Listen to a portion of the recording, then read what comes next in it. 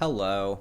Howdy. Welcome to About Last Weekend, Yeah. the podcast where we talk about all the movies that came out last weekend. That we saw. Yeah, that we saw. We didn't see all of them because we have stuff lives. to do. So what came out last weekend? We saw Tomb Raider and Pacific Rim we saw Uprising? Pacific Rim Uprising. Also, I want to cover Wrinkle in Time, just because. Because. Ooh. Which one do you want to start with? Chronological? Wait, didn't I see one by myself? Hurricane Heist. Yeah, it's. You want to include that too, or no? Yeah, whatever. It's all right. Yeah, I'll talk about it briefly, I guess. Tomb Raider. It was. What do you think about it? As a fan of the games or the Yeah, reboots, 'cause you have specifically- experience with the games. I very don't. specifically the reboots. Mhm. Yeah, the movie was an adaptation of the reboot specifically, with kind of references to the older games. There were good decisions made, there were bad decisions made when making this movie. It's a decent Tomb Raider light. If you like the games, this is going to feel like a lighter version. It's not as dark. Supernatural stuff is really toned down. Yeah, it's fine. It was a fine video game adaptation. Honestly, it's probably the best video game adaptation that I've seen. Like this is the one. This is probably the only one I can think of that is, it's not so bad it's good. It's actually a decent film. I will say there is one video game adaptation which I think is great. What? Silent Hill, the first one, not the second one. The second one blows. Oh, okay. The first Silent Hill film that was made, it does change a lot from the source material, but it keeps the main spirit of it. And I've seen it before. I just don't really remember it. It's one of those movies that it's a horror, but it's less jump scare and more just underlying terror the entire time. Right, but Tomb Raider. Were you about to say something? I was, but I don't remember. Anyways, probably the most jarring part, and I'm kind of getting into a little bit of spoiler territory. The most jarring part is the teaser. Throughout the movie, we see Laura use her bow, which is now her new signature weapon. Wasn't in the original games, but it is in the reboot games. And that's cool. She doesn't use a gun the entire movie, and then at the end, she buys two, like for the stinger. It feels like it's a ham-fisted reference to the old games, and she just never uses a gun before that part, and also that entire stinger was included in the trailer. Yeah. You've seen that. That was really weird. That part was played up quite a bit in the first trailer, which was fucking awful, by the way. The second trailer is a lot better. Yeah, the second trailer for this film was... It did a much better job of selling it, in my opinion. I'm a survivor. Yeah, but yeah, the whole I'll take two part was in the first trailer, and I was thinking, okay, I guess that's just not in the finished movie, Yeah. They do that sometimes, but this It was the stinger. it was The last part. not the after the credits scene, but There is no after credits. right. There's no after the credits scene, but they the movie ends, it shows the logo Tomb Raider, and then it cuts to that scene. And it's like, why? Why was that there? Yeah, I guess this whole movie felt like it was kind of a sluggish start to what could be a decent movie franchise. I guess. I mean... If a sequel comes out, it's good enough that I will see a sequel. But if the sequel doesn't live up... Because the sequel could either turn out to be great or terrible. Yeah. This movie is okay. It's fine. It's a solid action movie. I think the best part of it, honestly, is... What's the actress's name? Alicia Vikander. Yeah, she's great. She's fantastic. She's the best choice for Lara Croft. Yeah. She does a good job as selling herself as a badass that doesn't really have any training whatsoever. She does have training, but it's all self-taught shit. Yeah. It's the archery and the boxing and stuff yeah, like that. Yeah. She all she really has is, her wits about her, and she's just a normal person. Like, that's cool. She's like... I like that. She's like she's physically strong enough that she can do a lot of the things in the movie and still be believable, but Right. she's still all new to this. She gets fucked up in this movie too. Yeah. Kind of like the games. It's They still don't a little really. downplayed, There's but nothing gory though. I don't. No. I don't recall any blood really. There's a lot of... This Um, movie does a really good sense of, holy shit, things are going wrong constantly kind of feeling. Like, Yeah. she's barely escaping constantly. Which It's feels right. about as violent as it can possibly be while still retaining a PG-13. There were there were definitely a few parts that I was like... There's a few deaths. Kind of like the first Hunger Games film, where it pushed the boundaries, but it never showed anything. Or the Dark Knight trilogy. Right. There's one part where someone got shot in the head, and it was so quick. Yeah. But it definitely, like, I was like, fuck. Like, when I saw it. But yeah, it's not... Again, it's PG-13. I honestly think if you took, like, a kid, like, 11 and up, and they're, a kid who doesn't, Yeah, I mean, there's a few curse words, but nothing bad. Mm-hmm. The video game is way, way worse. So it has the same plot as the video game, but like dumbed down a bit, right? Yeah. Well, I was about to say when I say the video game is way worse, I meant in terms of gore and violence Right, and of stuff like course. that. The game's story I think is still better, Mm-hmm. but not amazingly better, just a little better. It is pretty much the game's plot dumbed down. You're right. Which, if you don't know, Lara Croft's father went on this voyage, however many years ago, right? Well, and then he disappeared. What? Are we talking about the game plot or the movie plot? Movie plot. Okay. Yeah. Anyway, so Lara Croft's father disappeared and went on this voyage, and 7 years ago. yeah, and he went to go searching for this ancient Japanese queen, Himiko. She's and she's in a tomb because we're tomb raiding up in this bitch, and she's on this island that's somewhere hidden in the ocean Yamatai in a storm. I remember all the names from the game. So Lara is just this. She's kind of a, I guess, delinquent. Not really delinquent, but like just a troublemaker. Yeah, a little bit. she's got a making heart her for way adventure in the world, and she feels like she can't accept her father's inheritance because if she does, then in her mind he'll be finally dead. But I mean that's not how it works. Personally, I was like, yeah, why don't you just sign the papers? I think it's more of just a thing that she doesn't want to accept he's dead. Right. Why don't you just sign the papers, get your father's inheritance, and then you have a lot of money to go search for him? But that's just me. Anyway, she finds another way to go out and search for him. She sells off one of his one of the like a necklace that her mother originally had. Mm-hmm. And gets a lot of money, and she meets up with this guy. What was his name? Lou Ren, I think. Lou Ren. Yeah, she finds him. He's just this drunken asshole with a shotgun on a boat. And his father. His father went with her father. Lara's father to the island to search for Emiko's tomb. And, they both sail to the island, and then they get caught up in a storm. They crash, and then the bad guy finds Lara, and Lou Ren, and then they both have to work for him for a little bit. Yeah, and as then Lou slaves. Ren creates a distraction so that Lara can leave.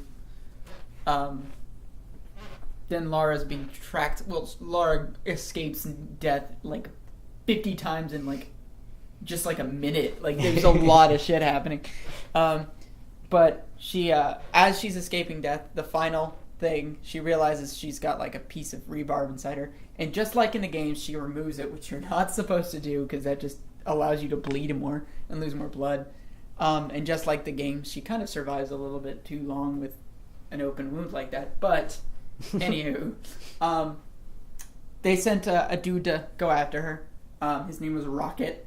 I don't know why I remember that specifically. I just thought it was funny. Wait, in the movie? Yeah. Oh, I don't remember that Rocket at all. will track her down. Yeah, all right. So Rocket tracks her down. That's what we're going with. Puts her in a headlock. Oh God, this is just like when she was in an MMA fight in the beginning. Oh. And then, but she overcomes it because it's life or death, and she basically drowns him in a puddle.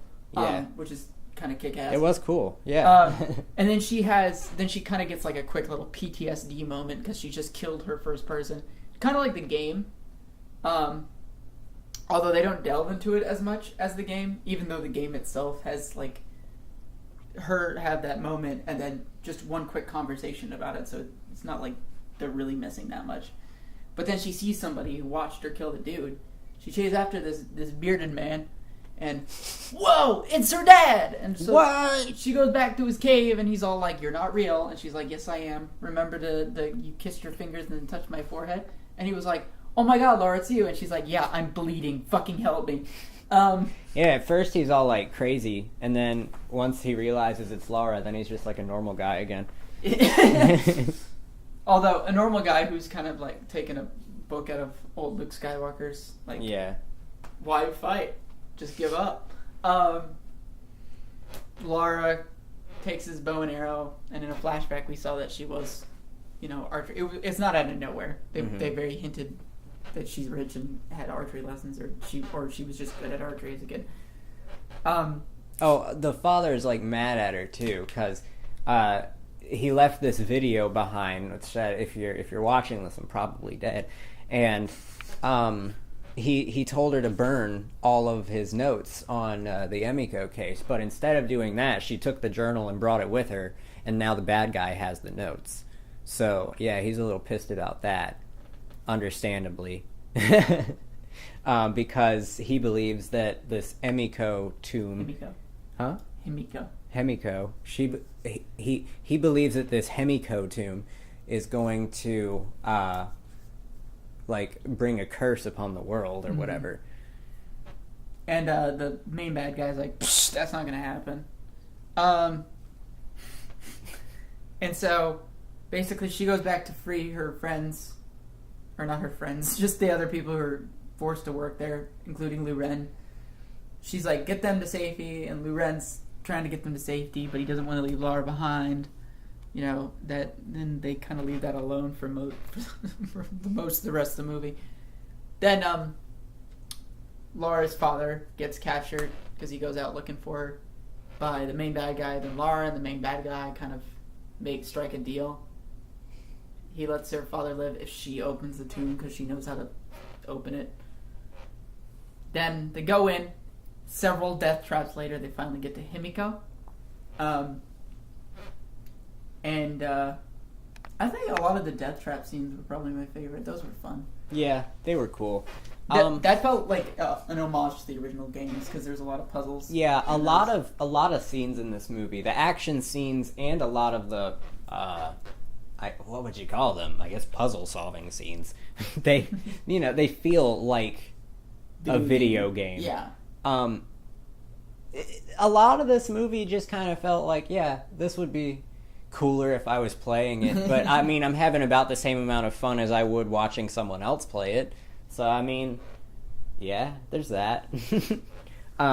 Anyway, yeah, they get inside the tomb and they open up Himiko's what would you call it, sarcophagus? Yeah. And coffin. And they find out that, oh man, she was actually the carrier of this very rare genetic disease. And Zach's here. Hi. We're doing a podcast. Oh, that's cool. Oh, yeah. So, yeah, they get in there, they open up Himiko's tomb, and they find out that she is actually the carrier of this very rare disease that causes you to disintegrate on contact with her skin. Well, and also attack people. Yeah. Well, I don't know. It kind of depends. If you disintegrate slow enough, then you get to attack people. But if not, then you just kind of disintegrate. So the bad guy cuts off a piece of her finger. Yeah. And puts it in a little baggie to take it back home to be used as a biological weapon, I guess. Yeah, and then Laura and her father attack him and the mercenaries to stop it from happening. Laura's father gets touched by somebody who's infected, making him infected. He does a little tourniquet thing so that it doesn't spread to the rest of his body. It's just on his arm. But he's dying anyways. Laura triggers a death trap to kill a mercenary. It was pretty cool. And then Laura has a heartfelt conversation with her dad, and her dad's like, I'm gonna die. And she's all like, no. And he's all like, make sure he does not leave with that finger. Because, because it could fucking destroy the world. So Laura has this final fight with the main bad dude, with them constantly trading who has the upper hand in the fight. It's a really good fight. Yeah. And then it ends beautifully with Lara getting the little baggie with the severed finger and shoving it down his throat. Yeah, that's definitely going to be the most memorable part of the movie. That was a highlight. After that, she escapes. She meets up with Lu Ren. They hijack a helicopter. Yeah, they steal a helicopter and they take all the slaves with them, and everybody goes back home and lives happily ever after. But Lara gets back home, signs the papers, and gets her father's inheritance. And is it her aunt? It's her caretaker, her guardian. Her guardian, okay. The person who took care of her while her father was away. Surprise, surprise. She is running the company. Limited. Yeah. And that's the company that the bad guy was working for on the island. Trinity, which is the name of the evil long cult or whatever that they're part of. Which is introduced in the second game. Which, honestly, I thought there was going to be, a whole other third act going on here. But then the movie just ends. It's a sequel. Yeah. Movie just ends there. Oh, and then she gets 2 guns, and she's like, I'll take 2. And then Nick Offerman's like, Red's gone bloody mad. And yeah, that was a dumb scene. That was. It should have been cut. It really should have been cut. Yeah. It could have ended where it ended. It could have, and it should have, but it didn't. But yeah, overall, I mean, it's a decent action movie. It's a solid rental, I'd say. If somebody watched that movie and liked it, I would definitely be like, play the game. Play the reboots. Right. If you've played the game, let me say, if you're a fan of the game, I think you will enjoy this movie just fine. It's not going to be anything special, but you'll enjoy it just fine. If you haven't played the games, it's fine. That's all I can say about it, really. It's fine. I will say, just the biggest thing going into this, do not expect supernatural stuff. Right. Like you get in the game. It's kind of lame that they cut it out, but I mean, they're doing 2 hours, I guess. Mm-hmm. Because that was there's a lot. The first act is very long. Yeah. There are, the action scenes in it are decently memorable. Like I said, the part where she shoves the finger in the guy's throat, that's going to stick with me for a long time, probably. But there's a bike scene at the beginning that's pretty fun. Yeah. There's a ton of good it's scenes entertaining. in this movie. It's an entertaining movie. Mm-hmm. It didn't change my life or anything, but I'm glad I saw it. Yeah, you don't need to see it in a theater. No. But I'd say give it a rent. If it's on Netflix, then give it a watch. Yeah. You want to talk about another movie now? I want to go ahead and talk about Hurricane Heist, actually. All right. I did not see this film, so I'm going to let Summer take this over. Okay, so essentially, this is kind of a generic heist movie, but you have a hurricane going on in the background.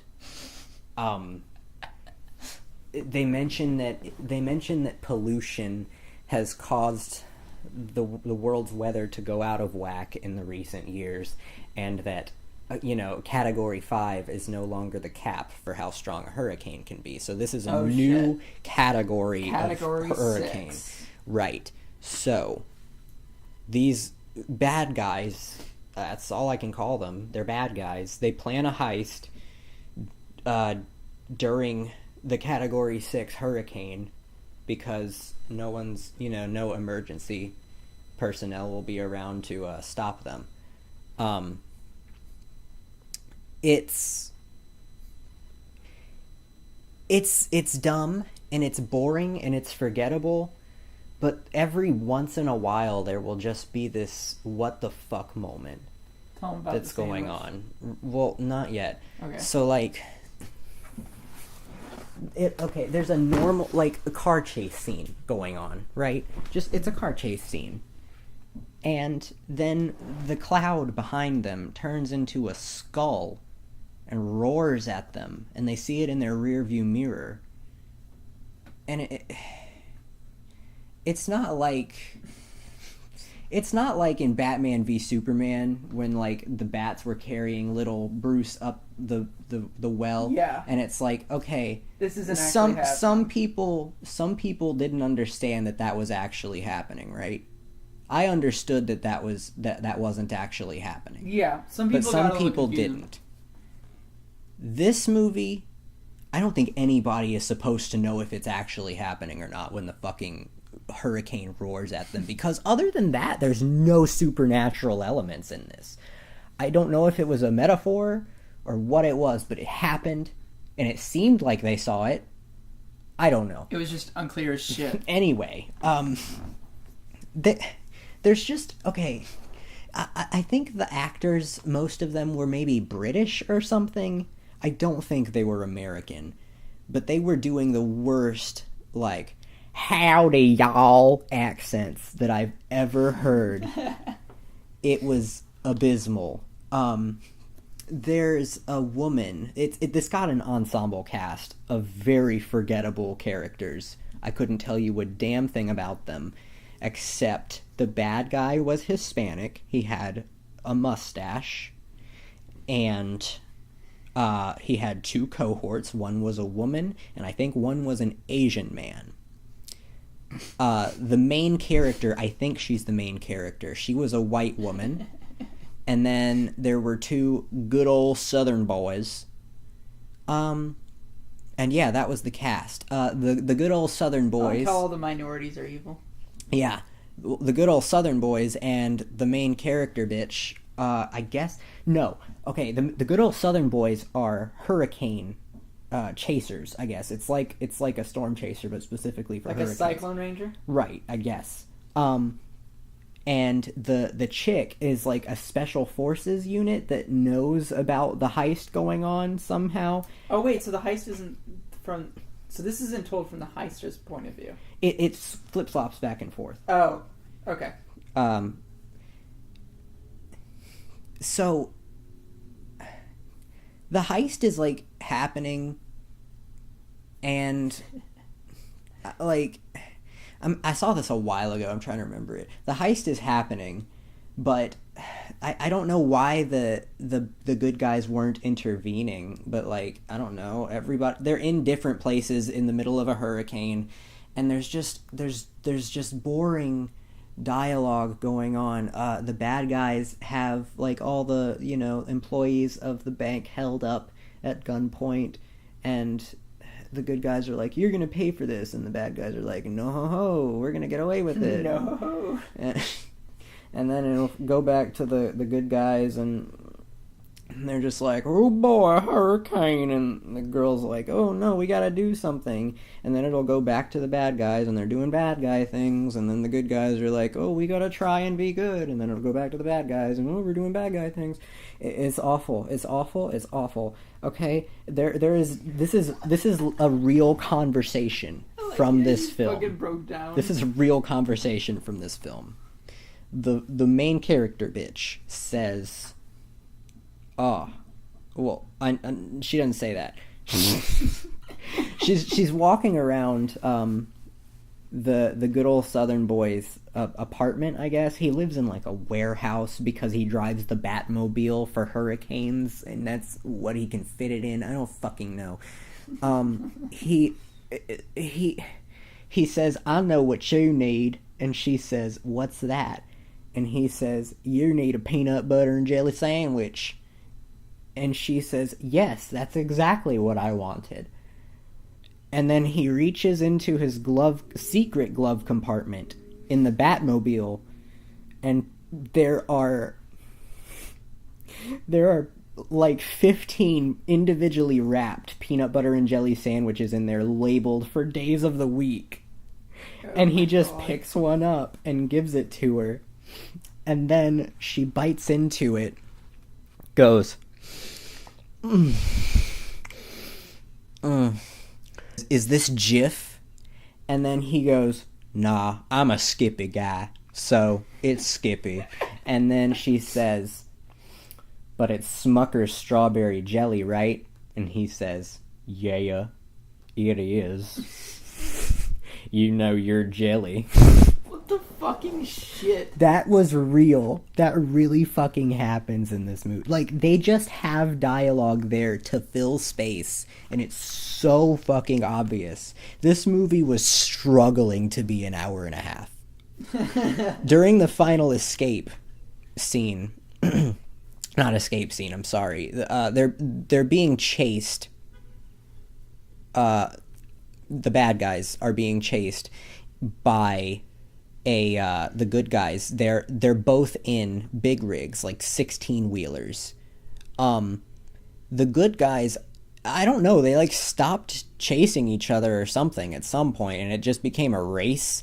They're in the eye of the storm because, I don't know, they couldn't drive when the storm was out, you know, because of the wind. Yeah. So they're running away from the storm wall, I guess you'd call it, just down a highway. The good guys are in front of the bad guys. Now, the storm is advancing very quickly behind the bad guy's truck. And when the eye of the storm, like when the threshold between storm and not storm hits them, at that exact moment, the back of the 16-wheeler fucking explodes as if it was an actual wall that just smacked them. That's fucking amazing. And they fly off into the distance. That's beautiful. Team Rocket blasting off again. Right. It was... This movie, like, I know I have ripped into it and just kind of manically rambled about how awful it was, but I wouldn't recommend you pay for it. Let me say that. Not even Redbox it. Don't pay $1 a night for this. But... Not worth $1. If this movie comes on TV or something and you just need something to watch in the background, this is a great movie to watch whenever some weird shit is happening in it. Other than that, for a good 80% of the movie, do something else. So yeah. Okay. You want to talk about Pacific Rim? No, I want to talk about Wrinkle in Time, actually. Oh, that one first? Okay. Yeah. So that was a piece of shit. God. This one is so bad it's good. Kinda. I think. Yeah, it is. It gets frustrating at points. It does. Because it treats the audience like they're brain damaged. Right. Is that offensive? No. It's true. That's how they treat you. This movie, it's trying to be just like this whimsical children's movie. But there's no real whimsy about it. It's like... Right. It's so superficial. It also tries to be like trippy, and it doesn't succeed in that either. It tries to do so many things. It takes a book which has its own flaws, of course, but like the book itself, from what I've heard, does get away with more trippy stuff, but also with like some 1984 stuff, and also some like weird religion stuff. All that stuff's kind of cut out or dumbed down. Mm-hmm. So it doesn't feel like a complete movie. It feels like a lot of ideas are thrown around and not a lot of stuff. There's a lot of scenes where nothing happens. Where they just go and do random shit for the hell of it. There's no connection to these scenes, really. So, yeah. The basic premise of this movie, goddamn. This girl's father is a scientist, okay? And he mysteriously disappears one day after giving a lecture where he claims that love is a frequency, and that if you can tap into that frequency, it will open up a wormhole to another planet. And he doesn't... That's It's about that. Like, Yeah. that's about all he really says. That's the explanation you get. There was supposedly, I guess, more science stuff. I mean, if you watch the trailer, you see the main character. She like explains how it works. That whole scene's cut out of the movie. Mm-hmm. So originally, this movie. The movie's based on a book. The original book was about science and religion coexisting, essentially. Yeah. That was its big theme. At the time, that was controversial because people didn't want their religion to mix with their science. So what Disney has done here is they've taken that, they've removed all of the religion references. And made the science really fucking stupid. Right, and dumbed down the science. So it's neither of those things. Right, so this movie is shit. It didn't even look that bad from the trailers. It didn't. It looked like it was going to be a passable children's movie that I was going to be like, you know what, it's not my thing, but I don't recommend take any it. kid watch this. Take your kids. I don't recommend anyone to fucking watch this movie. I do. If you're like, I mean, hammered. honestly, yeah. If you want It'll be something to hilarious. laugh at, if you want to legitimately enjoy something, this is not a good movie. Okay, it's frustrating. it's actually. so bad it's good. Kind of. But, so anyway, this girl's sad. She gets bullied all the time for, being a main character. Because her dad's missing. Right. And it's okay to bully her, but it's not okay for her to retaliate. Right. She gets in trouble for that. People can leave messages on her locker saying, Kill yourself, basically, and kill yourself because your dad's crazy and he disappeared. Yeah, and the school is like okay with that, but the second she hits another, well, he is crazy and he did disappear, sweetheart. They are totally light. Like, he is dead, probably. He's been gone for a long time. You should get over it. Yeah, it's so fucking. That really was what the principal told her to do. Like, I'm getting bullied. Well, your dad's dead. Get over it. You gotta expect these things. Maybe you should have kept your dad safer. I don't know. Oh, can we talk about her fucking okay? Her adopted brother. Oh, Charles Wallace. Wallace, which sounds like a fucking assassin's name. He's a like fucking treat. He sounds like he killed the president, doesn't he? Yeah, Charles Wallace sounds like, an important historical figure that you shouldn't trust. Anyways, first off, this kid's the worst actor. Oh my god, he's the worst character. He's the worst character in the film. He is every moment that he's on screen, I just want to punch this little fucking The first kid. time we see him, he's cooking milk. He's cooking milk. Why the fuck are you cooking milk? Are you making a milk steak? Is that what you're fucking doing? I don't think so. Anyways, they only refer to Charles Wallace by his full name, which gets annoying because he gets lost very often, and they're all shouting, Charles Wallace! Charles Wallace! This happens 3 or 4 times during the movie. Just fucking call him Charles! Or Chuck. God. Anyways. Why did Reese Witherspoon show up? She was showing up and Charles Wallace is like, this is my friend. She just shows up in the house. Like, here's Reese Witherspoon wearing, I don't know, it's like if ancient Greece mixed with Wakanda's clothing. I don't fucking know. Don't bring Wakanda into this. What is it then? Wakanda is beautiful. What is it then? It's like, I mean, I wasn't saying that as like a compliment. I was joking. Okay. It looks like it's trying to be crazy, but it's also got a lot of like glitter and shit on it, so it's conventionally it's bad. It's bad. Her costume's bad. So yeah, she just comes into the house to be weird, and it's like, hey kids, I'm whimsical. Laugh at me. I'm charming. Alright, I'm not in this scene anymore. And then there's this boy that comes over to hang out with her, and he's all like, she's like, why are you hanging out with us? And he's like, I don't know. I was pulled, like, something. Yeah, something pulled me into this house. Like, it just felt like the right place to be. And I'm like, oh, fuck you. That's the most, like, they're literally like, why is he here? Because the plot demands it. It was in the script.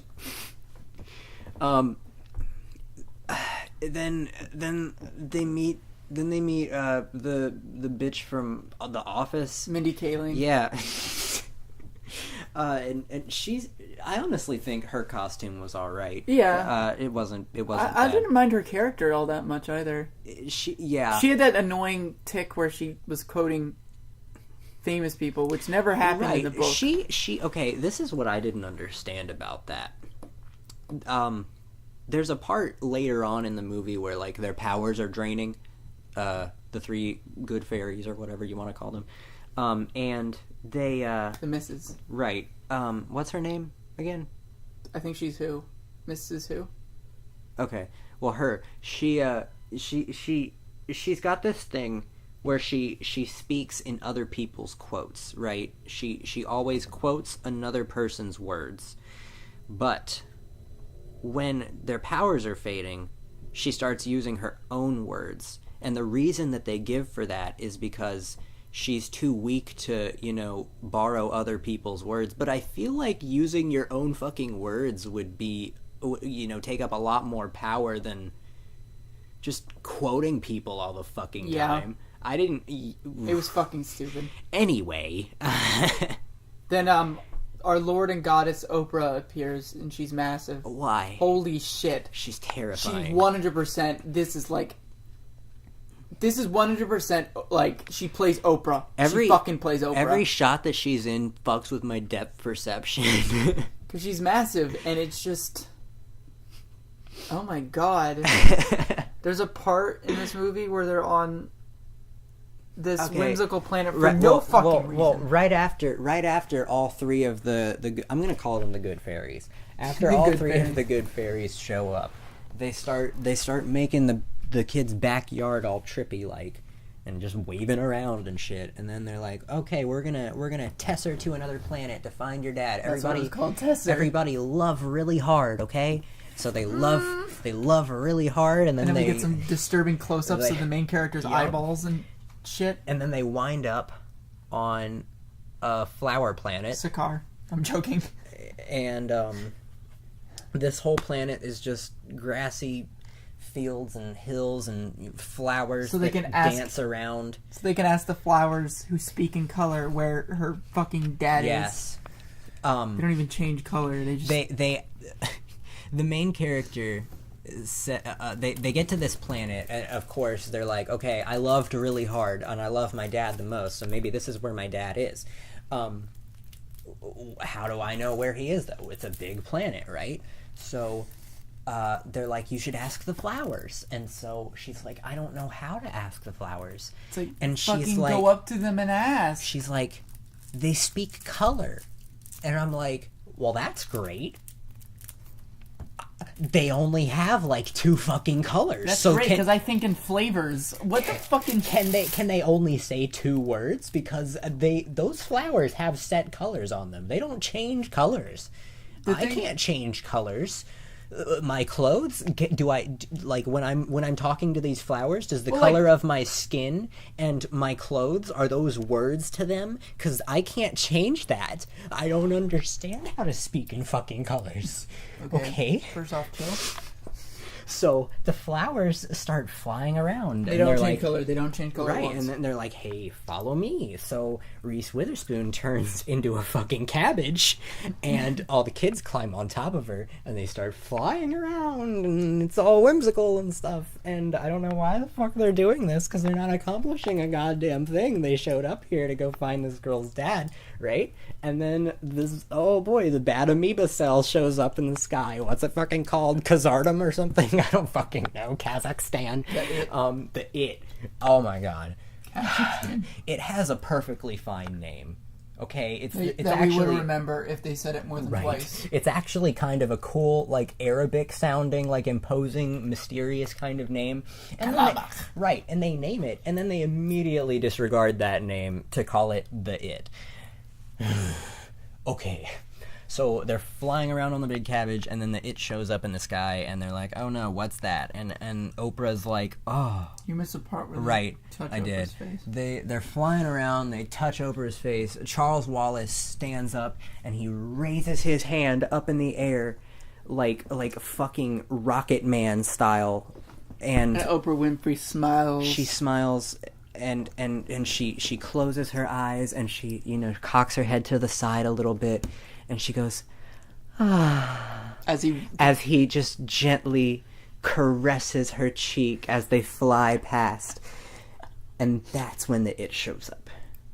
And then that's not when the It shows up, because they decide to fucking jump off of Reese Witherspoon's back when they're fucking 3 miles up in the air. Like, that's a great idea. No, they start flying above her, kind of, and then they're it's science. No, I don't give a shit about your science, okay? Science tells me if I'm riding on something's fucking back, I'm not strapped to it, I don't have anything to grab onto. If I propel myself off of that fucking thing, how the fuck am I gonna land on it again? I don't care if you're temporarily trapped into its, like, air cycle or whatever the fuck you want to call it by its wings. Once you unflap, you're gonna go fucking flying, because that's how wind works. I think they're, like, trying to chalk it up to inertia, which doesn't work like that. Well, obviously it doesn't fucking work like that. Because they're not the same weight as her. Dumbass white boy falls off. And then Reese Witherspoon has to go and save him, and then that's when the It shows up. There you go. Now you're all fucking caught up. So they're like, what's that? And Oprah's like, I don't know. It's like a galactic repository for all evil or some shit. Whatever the fuck. It's in the universe somewhere, and it's spreading throughout all the planets and makes everybody sad. So, like, let's go teser to Zach Galifianakis. Yep, and now we're going to go see Funny Monk Zach Galifianakis. They go over to his planet and do some fucking yoga, and then I guess they have enough of that after a while, because then they leave and go somewhere else. But then main character bitch is like, well, I want to go find my dad, so I'm gonna warp to the fucking the It, and so that's where everyone else ends up. And the 3 good fairies are like, well, now our power's draining, so we can't help you. Here's our gifts. Yeah, here's our gifts. What do they give them? What does Reese Witherspoon give them? Well, I know Oprah gives them glasses. Glasses? And then Reese Witherspoon gives them, like... No, Oprah gives them her command. Oh, and does Mindy Kaling give her the glasses? So only one person gave them something. Yeah. And then the other person says the command, and the other one says don't separate, which they do like 6 times for the rain. No. One person gave them the glasses. Mm-hmm. Reese Witherspoon gave her flaws. Yeah, and that's right. And then Oprah gave her command. So, which is like that's like the shittiest Christmas ever. Thanks, Miss Who. Fuck you guys. And then, one of the advice they give him, I think, is hilarious. They're like, don't get separated. Immediately, they go on to get separated from Charles Wallace. And so they run around in a field for a while, and then they wind up in a cul-de-sac where all the kids are bouncing balls in tandem. And then all the mothers come out, and they're like, honey, it's time for dinner, in tandem. And then they all walk inside. They're like, do you want some food? And then, like, the idiot dude is all like, yes. And they're all like, no. It's supposed to be threatening, and it's not. It's just dumb. Then they go to the beach. Yeah, they wind up on a beach, and then... Charles Wallace is eating a sandwich, and he's like, it's sand! Yeah! and dumbass white boy's like, no, it's a sandwich. Don't you know the difference, you kid? And then, the red-eyed guy who is introduced right before this. He looks like a fucking, he's in charge of a circus or something, just walks on the scene. I don't know. Fucking circus? Yeah. He looks like he's in charge of a circus. He looks like he's in charge. Yeah. I thought you said he was. No. Like that was a plot point that I missed. I was like, anyway. Whoa. But yeah, he's like, oh, you tasted sand. That means you're special. Mm-hmm. Takes him away. He's a puppet, and then Charles Wallace is evil. Mm. And so happy sadist. They're all in a God.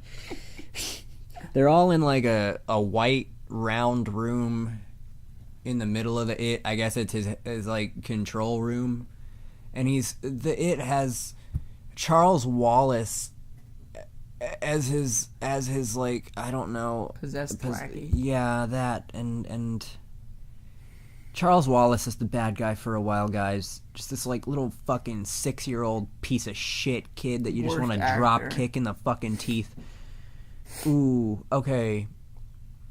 The main character bitch does some like jumping around on invisible walls and stuff because math.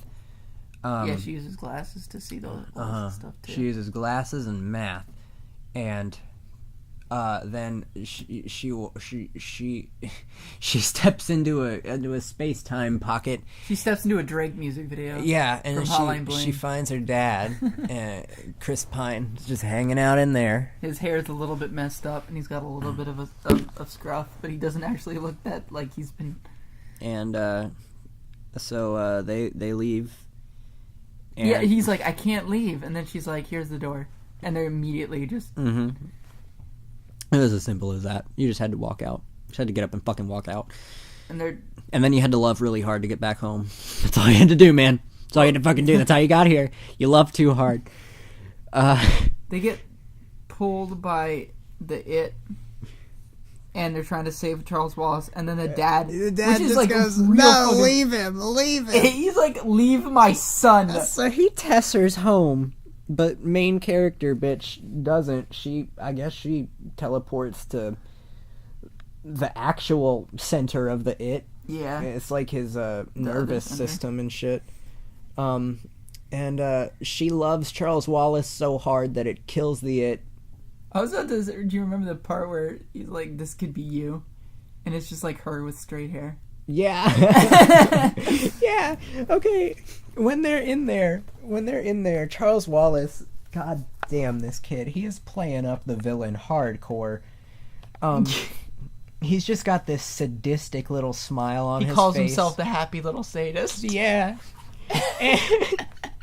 And he shows main character bitch, I guess, the perfected version of like what she could be if she didn't, if she wasn't such a fucking loser with a dead dad. She's wearing a green dress and she has straightened hair. Yeah, it's and no glasses. There are no. That's the only difference. I mean, it's fucking her. Like, I don't understand. It's like, this is the evil version of you. She has straight hair and green dress, and she doesn't wear jeans. And it's like I get what they were going for. Like, she was like being herself, and that would be kind of caving in. But it was fucking ham-fisted and stupid as shit. Yeah, like, you're telling me if I want to fucking dress up one day, that I'm gonna be the It. I don't understand what this movie was trying to tell me. And then she loves Charles Wallace, even though he's beating the shit out of her. Yeah, I do understand what this movie was trying to tell me, but it sucked at it. Yeah, so anyway, she loves Charles Wallace so hard that it kills the It. And then she tessers. Yeah, and then it's beautiful, and she tessers so great, it's like an orgasm. She absolutely. What was it he said? Tessered beautifully or something like that. Absolutely perfectly or beautifully or glitter or sparkles or some shit. Oh. They said something about sparkles, I feel like. Ugh. At this point, I'd mentally checked out of this movie. Me too. I'm mentally checked out of this fucking review for it. Yeah. Oh my god! I thought you were gonna have a heart attack halfway through this review. I didn't give a shit. There were other people in the fucking theater with us, and I was talking shit and laughing at this movie out loud because I didn't fucking care. You fell on the floor when Charles Wallace touched Oprah's face. You fell out of your seat in the movie theater.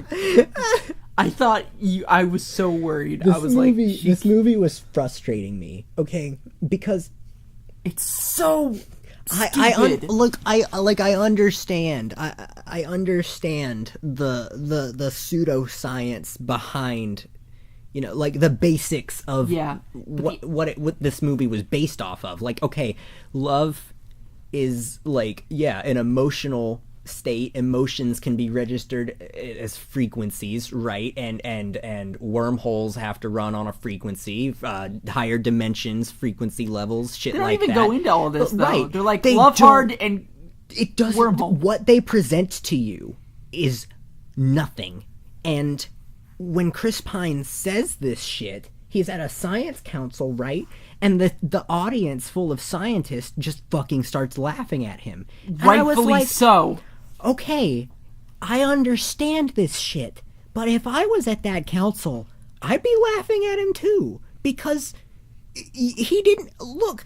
If you're gonna bring this shit to a science council, you need to fucking explain it, like, in scientific terms. There are scientific terms to describe these things. What is this movie? What is this fucking movie? It is the laziest attempt at whimsy. At science fiction.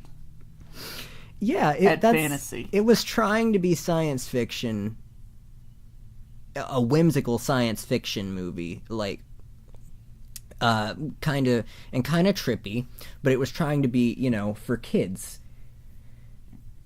And it just failed on all of those points. It could have worked. It could have, but it didn't. Worked. It did not work. It was terrible execution. Yeah. It's not a good science fiction film. It's not a whimsical film. It's not good for kids. It's not. It's bad for your health. I'm pretty sure. It was frustrating. It stroked Oprah's ego. It did all the bad. Yeah. This is her campaign. And yet, if you are drunk with some friends and this movie comes out on Netflix or something, oh my god, I would recommend you watch it. It's a fucking. I wish I was hammered. It is so bizarre and funny that I think it does. I think it is, worth a watch. It does deserve to be seen by somebody. Thanks for that, Disney. Can we get to the one movie that we enjoyed? Yeah. Well, I mean, Tomb Raider was nice. Well, I wanted to save the best for last. The best for last. Pacific Rim Uprising. Get it on till I die. Get it on till I die. So, this is going to be a little controversial of an opinion, but we actually both enjoyed this more than Pacific Rim. Yeah, Pacific Rim for me was a boring movie with one good plot line, and that was Charlie Day and the other scientist. Mm-hmm.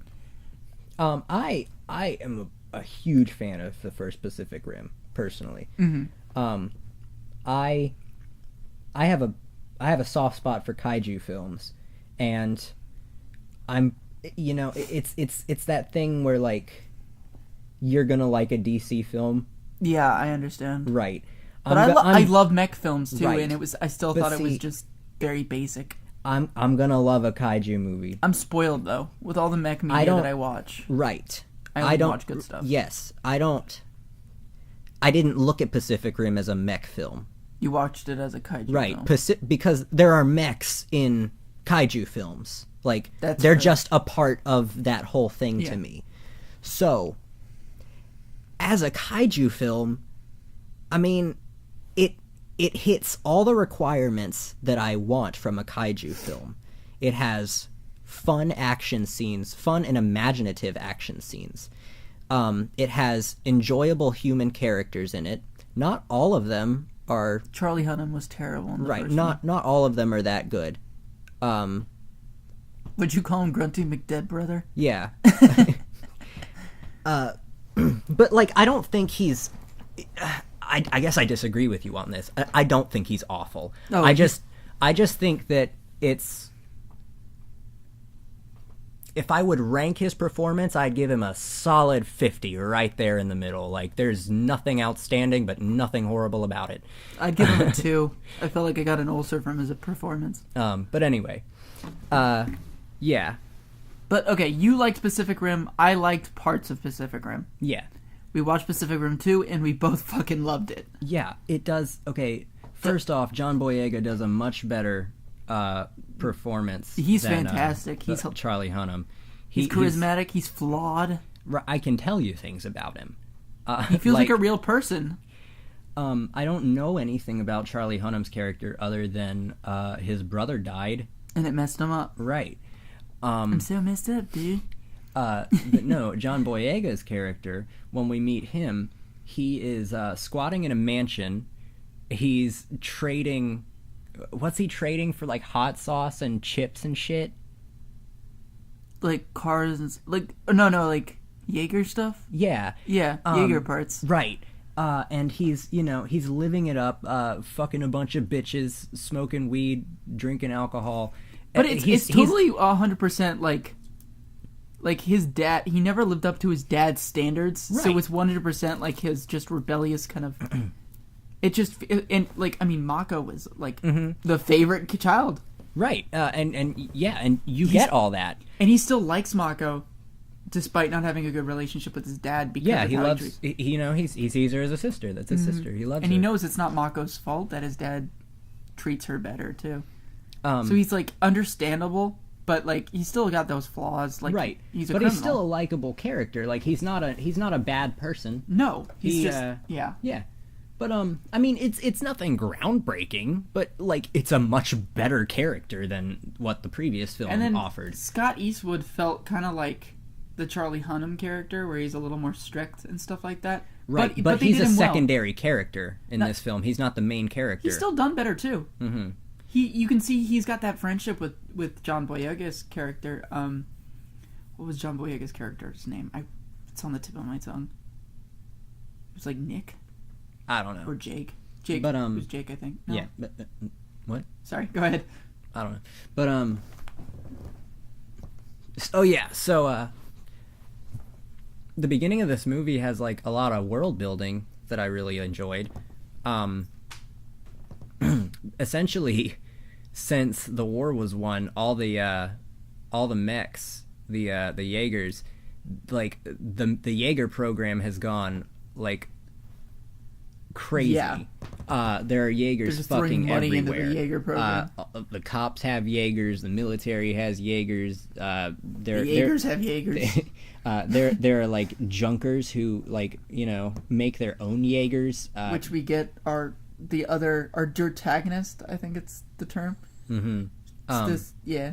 She's younger. She's a kid. She's like 15, 14. Right, and she built her own Jaeger.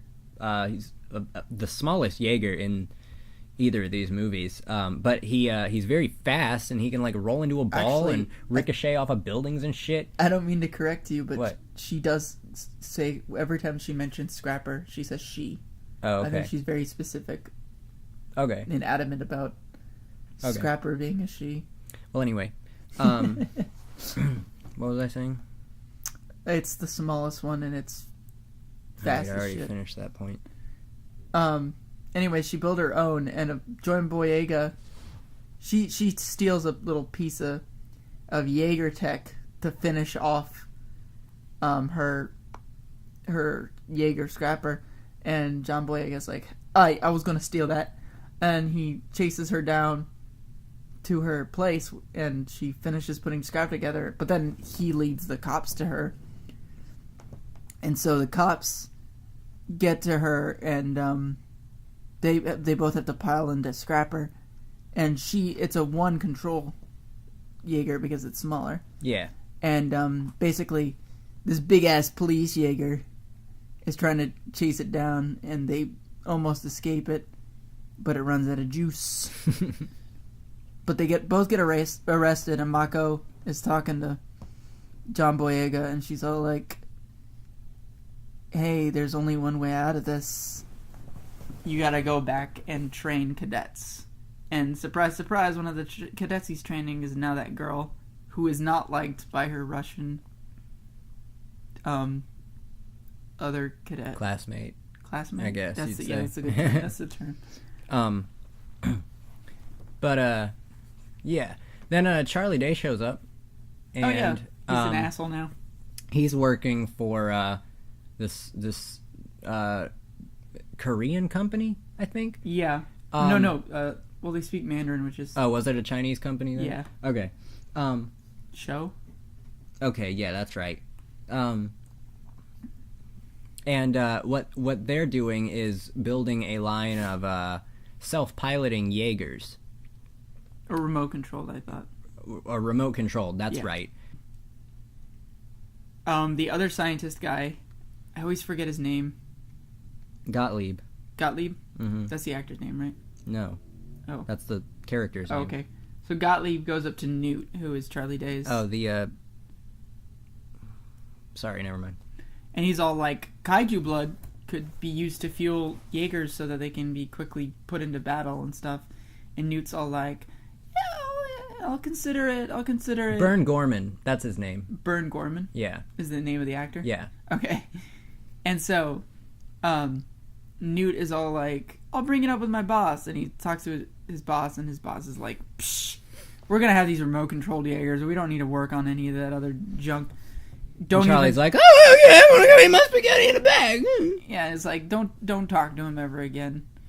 And Charlie Day is like, oh, okay.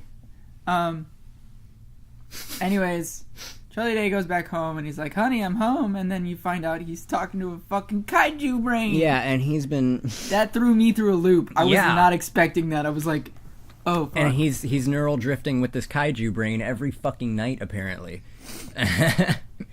And we get like a glimpse into it, because we think that Gottlieb is a lot more, has become the crazy one. But he's just become kind of crazy on the surface, like he's a little manic and stuff. Mm-hmm. And he's focusing so much on, research. And, but Charlie Day's character is a lot more of an asshole who's secretly kind of crazy. Mm-hmm. Anyways, the scientists have both kind of gone off the deep end since we last saw them.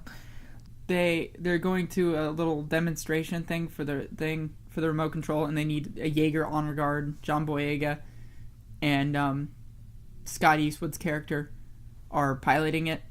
And in the middle of it, this Jaeger comes out of nowhere, one that they recognize, and attacks the conference and kills a bunch of people, and it kicks Gypsy Avenger's ass, and it takes out Mako's helicopter, and she's trying to send a signal out, and she sends it out, but it gets all damaged and scrambled, and she dies.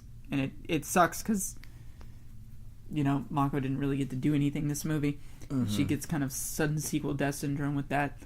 But it's heavily implied right there that Show had something to do with it, because Mako was going to vote against the whole thing. That's like my biggest complaint about this movie, probably, is that Mako died so early on, and that she didn't really get to do anything. Mm-hmm.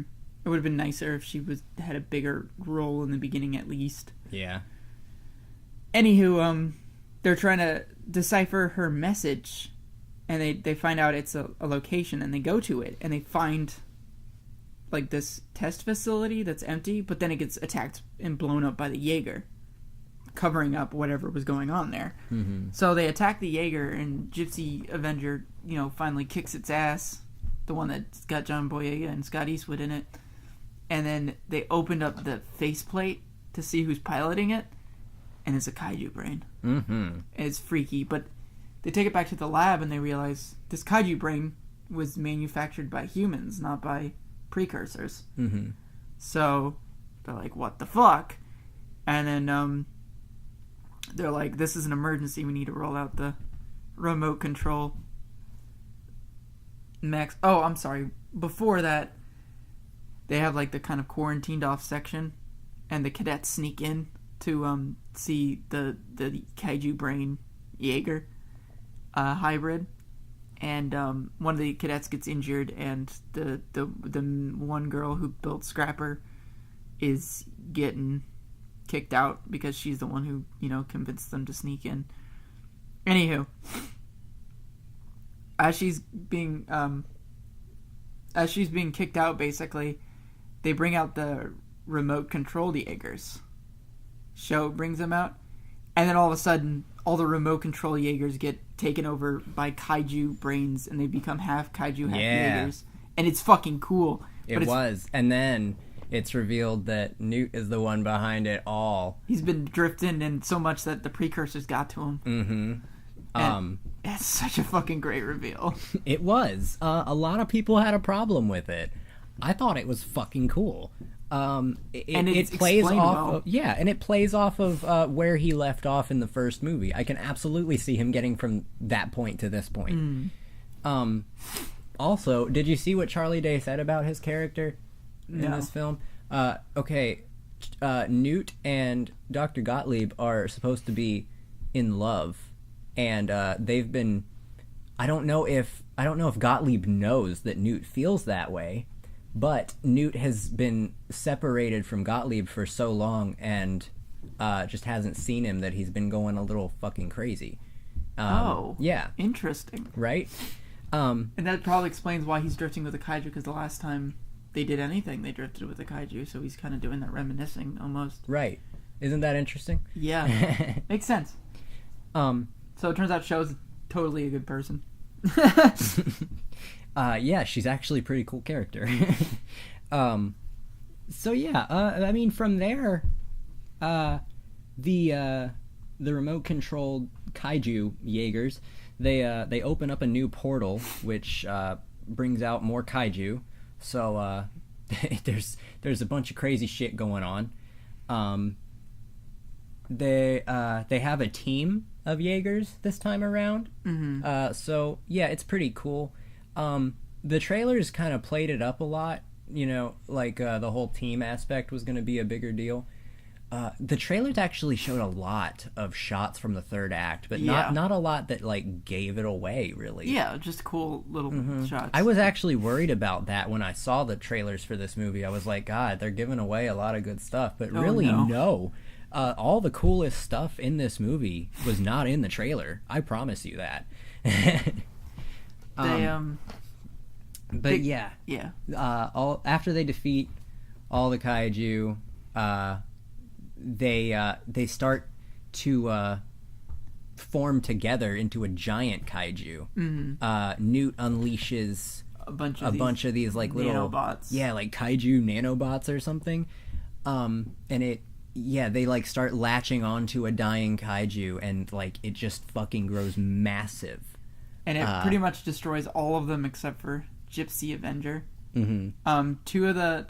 The cadets are now piloting the Jaegers because all the other pilots got injured in the attack earlier, and basically the cadets are put in to fight, and the big kaiju kills one of the cadets. Oh no. The male Russian one who watches the Trollolo video. And that mech is out of commission. All the mechs go out of commission except for Gypsy Avenger. And the Scott Eastwood character's injured. And he gets out of the Jaeger. And he's replaced by the girl who built Scrapper in the beginning. And John Boyega and her, they spent this entire film kind of bonding. When she gets kicked out, John Boyega has a really heartfelt, thing talking to her about how he thinks she's, how he got kicked out too, and how he thinks she's great. They team up together, and they fight this big ass kaiju, and they're having trouble, and they're losing, and so the kaiju's trying to get to Mount Fuji. Yeah. To fucking detonate it and terraform the planet. Because there's rare minerals that if they connect with the kaiju blood, they could, explode, which is what Gottlieb was talking about earlier. Right. So what they do is they take Gypsy Avenger to space, and they just what? Scrapper comes out. Right. And in order to get Gypsy Danger up so high, they have to weld a that's right. fucking rocket to Gypsy Danger's arm, which is fucking hilarious. And Scrapper gets caught, and shows piloting the Scrapper at this point, and so she's like fucking stuck, and they get shot up in the air, and their plan is to land on the kaiju and eject.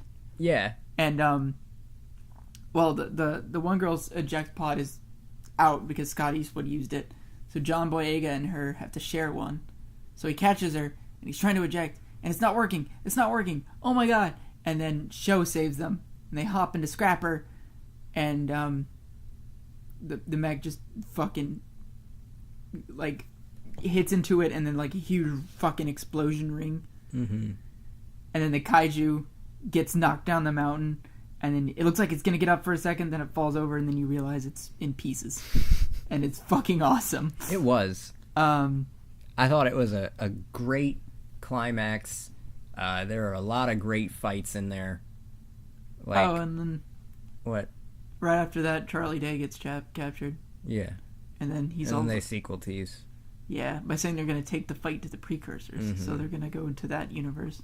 But yeah, it does like this movie gave me everything I liked about the first movie, but cut out, some of the stuff that wasn't necessarily so great about the first movie. I never get bored watching Pacific Rim. I think it's a great movie. I really enjoy it. But this movie was just a little more fun. Yeah. And it had better characters. They focused more on having likable characters, better humor. The fight scenes were just as impressive. I think they're a little more impressive. Mm-hmm. We got to see a little more variance in the mechs. Mm-hmm. Less kaiju in this film. A lot less kaiju. But that's, part of the I'm sure we're going to get plenty in the third one. I guess the first Pacific Rim did feel a little darker than this one. But I don't really know what someone who's shit talking this movie would really want out of a Pacific Rim sequel. Like, the only way you can go is more absurd. Yeah. You can't make it, more dark and grounded and serious. Like, this is Pacific Rim, okay? They're not trying to be Evangelion. They're trying to be more like... Well, Evangelion's even got some absurdist qualities to it, too. Right, but it's dark and serious and overall, you know what I mean. What was I saying? You're saying that the only direction they can go is more absurd. That's right. The only direction they can go at this point is more absurd. Like, I think a lot of people are wanting this to be, like, Evangelion or something, and this movie's actually trying to be more like a Showa-era Godzilla film in terms of tone. Mm-hmm. It's just trying to be fun and campy and just... The thing I heard a lot of people praising the first Pacific Rim is because it wasn't like it was simply an action film. Like, it wasn't trying too hard to be, deep or anything. Right, and this it was just that. Yeah. And this movie just improves on that. This movie was that as well. But like I said, it was more fun. Had more color. It had better characters. It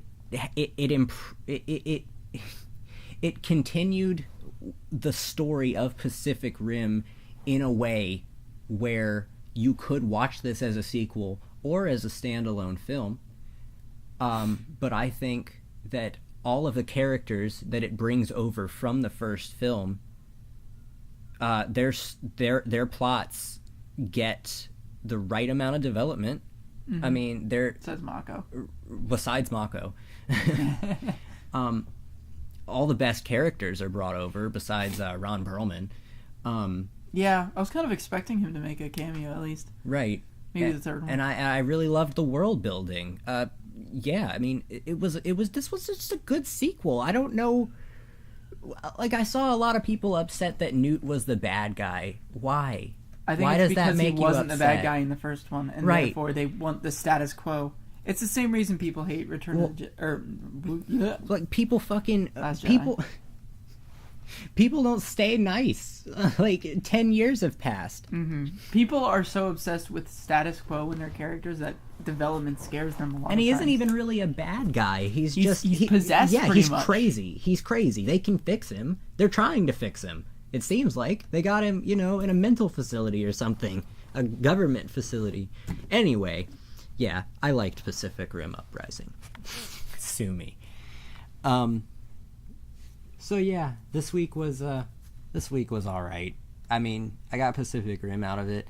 I realize it's not what a lot of people are going to be looking for, but yeah, I got that. So that was good for me. And Tomb Raider was all right. Wrinkle in Time is still out, if you want to go see that. Hurricane Heist is not still out. Yeah, you don't need to see that. Alright, guys. We'll see you next week.